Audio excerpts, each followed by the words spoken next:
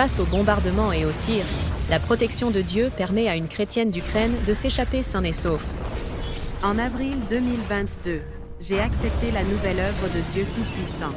À cette époque, la guerre était si féroce que ma maison tremblait à cause des bombardements. Le monument en pierre dans le couloir est tombé et le plafond de la chambre s'est effondré.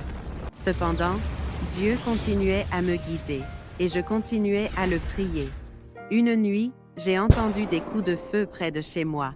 J'étais seule à la maison et la peur était insupportable. Je me suis cachée dans la cave et je ne suis sortie que quand il fallait de nourrir les animaux et aller aux toilettes. Je ne pouvais rien manger, mais je continuais à prier, tout en insistant pour assister aux réunions avec les frères et sœurs et étudier la parole de Dieu. Peu après, j'ai reçu un appel téléphonique m'informant que des femmes et des enfants pouvaient s'échapper de l'oblast d'Odessa vers l'ouest de l'Ukraine. J'ai compris que c'était une occasion que Dieu avait préparée pour moi et je l'ai prié sans relâche. Sur le chemin hors d'Odessa, il y a eu des bombardements, mais notre voiture nous a conduits sans encombre à la frontière entre l'Ukraine et la Pologne. Grâce au conseil de Dieu, je n'ai subi aucun dommage. Pendant cette période dangereuse en Ukraine, Dieu m'a guidée, m'a protégée et m'a finalement amenée dans un endroit sûr pour l'adorer. J'ai compris que servir Dieu est le seul chemin que je dois emprunter et que personne d'autre que Dieu Tout-Puissant ne peut me protéger et me sauver. Seul Dieu Tout-Puissant est mon sauveur.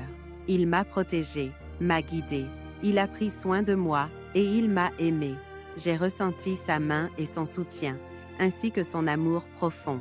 Alors je suis prête à faire de mon mieux pour faire mon devoir. Maintenant, j'essaie de prêcher l'Évangile à ceux qui m'entourent.